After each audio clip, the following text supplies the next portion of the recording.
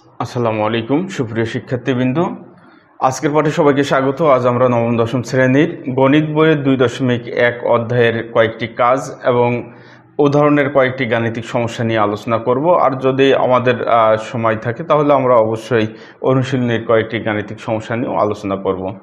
তো বন্ধুরা, আমরা বোর্ডে দেখতে পাচ্ছি যে 29 পৃষ্ঠার কাজ ক যেটি দেওয়া আছে, এটা আমরা দেখি প্রশ্নটি, এবং এক্স কমা ওয়াই নির্ণয় করতে বলা হয়েছে। তো আমরা কিন্তু ক্রমজোড়ের যে সত্য আছে, যে সংজ্ঞাটা আছে, সেই সংজ্ঞা অনুযায়ী আমরা জানি এখানকার যে প্রথম উপাদানটি আছে আর এই পাশে যে ক্রমজোড় আছে তার প্রথম উপাদান অবশ্যই সমান হবে, এবং এই যে দ্বিতীয় সদস্য আছে তার দ্বিতীয় সদস্যের সমান হবে, এটা আমরা জানি। তো সেই সত্য অ্যাপ্লাই করেই মূলত আমরা এক্স কমা ওয়াই নির্ণয় করব। তো আমরা সমাধানে আসি বন্ধুরা।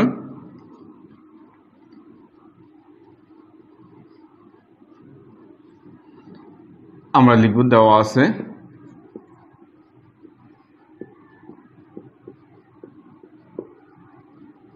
x/2 প্লাস y/3, 1 সমান 1, x/3 প্লাস y/2।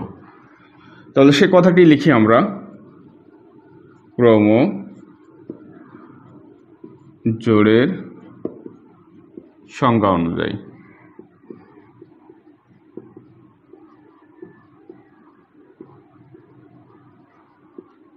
কি লিখতে পারি? প্রথম উপাদান এই ক্রমজোড়ের প্রথম উপাদানের সমান। তাহলে আমরা লিখি x/2 প্লাস y/3 সমান 1, বা এটা একটু ক্যালকুলেশন করে রাখি। তাহলে আমরা যদি লসাগু করি, এখানে 3 হয় লসাগু, তাহলে এখানে হবে 3x প্লাস 2y সমান 1, বা 3x প্লাস 2y সমান 3। এটিকে আমরা 1 নম্বর সমীকরণ দিয়ে রাখলাম। এবার দ্বিতীয় উপাদান সমান দ্বিতীয় উপাদান, তাহলে 1 সমান এটি হবে, বা এটি সমান 1। তো আমরা এটি লিখলেই ভালো হয়, এর দ্বিতীয় উপাদান আর এর দ্বিতীয় উপাদান সমান, এবং x/3 প্লাস y/2 সমান 1।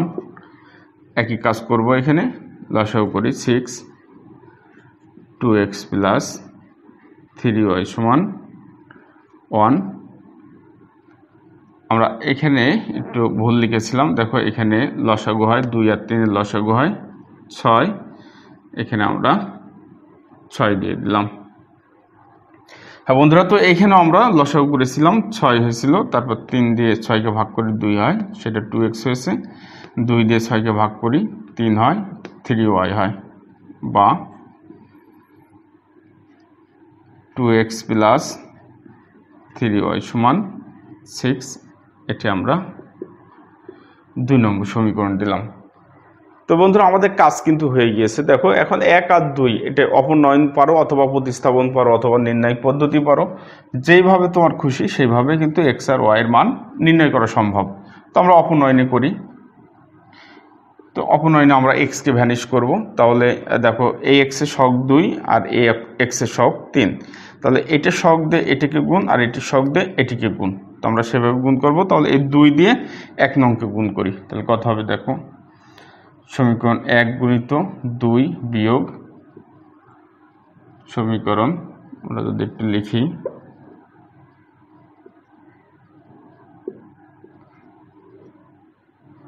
সমীকরণ 2 গুণিত 3 হতে পাই, শর্টকাট ভাষা। তো আমরা 2 দিয়ে গুণ করি, অর্থাৎ পুরাটাকে আমরা 2 দিয়ে গুণ করব। তাহলে কত হবে? 3 দুগুণে 6x প্লাস 4y সমান 12। একইভাবে বন্ধুরা এটাকেও আমরা এবার কত দিয়ে গুণ করব? এখানে দেখো x এর সহগ আছে 3, তাহলে 3 দিয়ে আমরা এই সমীকরণটাকে গুণ করব। তাহলে দেখি 3 দিয়ে গুণ করলে কত হয়? 6x 9y 3 6 18। এবার যেহেতু আমরা বলেছি বিয়োগ করতে হবে, বিয়োগ না করলে তো আর আসলে x যাবে না, এই কারণে আমরা বিয়োগ করছি, সাইন চেঞ্জ করছি, সাইন চেঞ্জ করলাম। তাহলে এখান থেকে -5y, আর এখানে থাকে দেখো -6, বা y সমান -6 ভাগ -5 সমান 6/5। এখন আরেকবার একটা কাজ করি, এর মান বসানোর চাইতে এবার আমরা y কে ভ্যানিশ করি, তাহলে x এর মানটা সহজেই পাওয়া যাবে। তো আমরা সেটি করি। আবার সমীকরণ 1, এবার আমরা কাকে ভ্যানিশ করব? y কে। তাহলে অবশ্যই এই যে 2 নং সমীকরণে y সহগ 3 দিয়ে 1 নং সমীকরণকে গুণ, এবং এখানে y সহগ 2 সেটি দিয়ে 2 নং সমীকরণকে গুণ করে আমরা বিয়োগ করব, তাহলে y ভ্যানিশ হয়ে যাবে। তাহলে আমরা তাই করি, আমরা 3 দিয়ে গুণ করব, তাই না? 1 নংকে 3 দিয়ে গুণ করব, তাহলে 1 গুণিত 3 মাইনাস 2 গুণিত 2 হতে পাই। তো বন্ধুরা, তাহলে 3 দিয়ে গুণ করি, 1 নং সমীকরণকে আমরা গুণ করি, কি হবে? 9x প্লাস 6y সমান 3 6 18। এবার 2 দিয়ে গুণ করি, 4x প্লাস 6y সমান 12। এবার যদি আমরা সাইনটা চেঞ্জ করি, তাহলে কি হবে? দেখো, এখানে হবে 5x, y তো ভ্যানিশ হয়ে গেল, আর এখানে থাকবে হচ্ছে 6। তাহলে আমরা বলতে পারি অতএব x সমান 6/5। তো বন্ধুরা, আমাদের কিন্তু নির্ণয় করতে বলা হয়েছে কি? দেখো, আমাদের নির্ণয় করতে বলা হয়েছে কি? x, y নির্ণয় করো। তো আমরা x, y কিন্তু অলরেডি x এর মানও পেয়ে গিয়েছি, দেখো 6/5, এবং y এর মানও পেয়েছি 6/5। তাহলে এখন সেটি বসিয়ে দিই।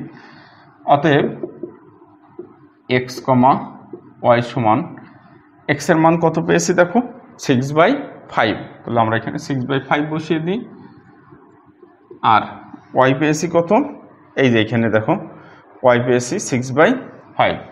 তাহলে আমরা লিখলাম এখানে 6/5। তো দেখো বন্ধুরা, এটি আমরা কত সহজে কিন্তু নির্ণয় করতে পারলাম, কোনো সমস্যা হয়নি। একেবারে শুধু সত্য থেকে সত্য ফেলে দিয়ে সংজ্ঞা অনুযায়ী আমরা দুইটা কাজ করেছি। একটা হচ্ছে প্রথম উপাদান সমান প্রথম উপাদান, এবং দ্বিতীয় উপাদান সমান দ্বিতীয় উপাদান। তারপরে একটু সাইজ করে নিয়ে আমরা সেটিকে অপনয়নে কাজ করেছি, করে এক্স আর ওয়াইয়ের মান নির্ণয় করলে হয়ে গিয়েছে। এখন অনেক সময় এখানে দেখা যায় যে এমন পড়ে এক্স, ওয়াই, যেমন তোমার এখানে এটি না থেকে আমি যদি অন্য কালি দিয়ে তোমাদেরকে দেখাতে চাই, দেখো এরকম না থেকে কিন্তু এমনও পড়তে দেখা যায়, y+1 নির্ণয় করো। তাহলে আমার কথা হয়েছে যে x এর মান তো পেয়ে গিয়েছি, y এর মানও পেয়ে গিয়েছি। তাহলে এখন আমি একটা কাজ করব, y+1 বের করব। আমরা যদি এখন মনে করো এটা তো হয়ে গিয়েছে, এখন মনে করো আমাদের এইটি দেয়া আছে, তাহলে আমরা কি করব? সেই ক্ষেত্রে আমরা একটা কাজ করব, আমরা এখানে যে y এর মানটা পেয়েছিলাম না, y সমান কত? 6/5। তাহলে আমরা এখানে লিখব এখন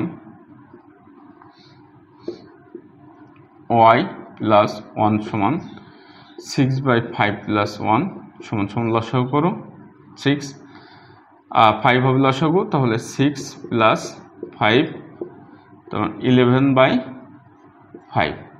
অতএব দেখো শুধুমাত্র এতটুকু করলেই হয়ে যায়। তাহলে x, y+1 সমান x এর মান কত আমরা পেয়েছি? দেখো x এর মান হচ্ছে 6/5। তাহলে আমরা এখানে লিখি প্রথমে 6/5, আর এই যে y+1 এর মান বের করে রেখেছি 11/5। এইভাবে দেখো, যেইভাবেই পড়ুক না কেন সৃজনশীল আকারে, তুমি একটু যদি মাথা খাটাও তাহলে দেখবা যে এটা খুব ইজি।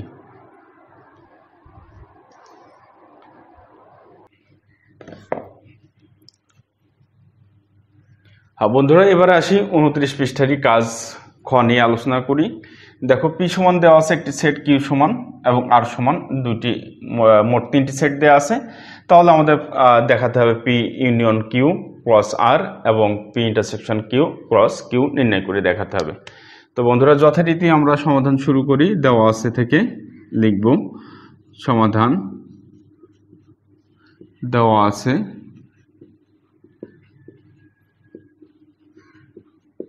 কি দেওয়া আছে? দেখো পি সমান 1 2 3, কিউ সমান দেওয়া আছে 3 4 আর সমান দেওয়া আছে এক্স কমা ওয়াই। তো এখন দেখি বন্ধুরা আমাদের কি নির্ণয় করতে বলা হয়েছে। আমাদের কিন্তু বলা হয়েছে কি পি ইউনিয়ন কিউ ক্রস আর নির্ণয় করতে বলা হয়েছে। তো প্রথমত আমাদের অবশ্যই পি ইউনিয়ন কিউটা নির্ণয় করার দরকার। তো আমরা শুরু করি এখন। পি ইউনিয়ন কিউ সমান, পি এর মানটা বসিয়ে দিই। পি সেটের উপাদান কত, 1 2 3 ইউনিয়ন কিউ সমান, কিউ সমান আমরা যেটি কিউ সমান সেটি এখানে লিখব 3,4। তাহলে রেজাল্টটা কি দাঁড়াচ্ছে 1 2 3 4। এটা হচ্ছে পি ইউনিয়ন কিউ সমান। এখন আমরা বের করব কি, অতএব পি ইউনিয়ন কিউ ক্রস আর সমান। তো পি ইউনিয়ন কিউ তো আমরা বের করে রাখলাম, সেটি এখানে লিখলাম। আর আর ওই দেখো এখানে এক্স কমা ওয়াই আছে, ক্রস দিলাম এক্স কমা ওয়াই। তো আমরা জানি প্রথম উপাদান প্রথমে থাকবে এবং দ্বিতীয় উপাদান দ্বিতীয় অবস্থানে থাকবে, তাই না? আর ক্রমজোড়গুলো অবশ্যই ফার্স্ট ব্র্যাকেটে থাকবে।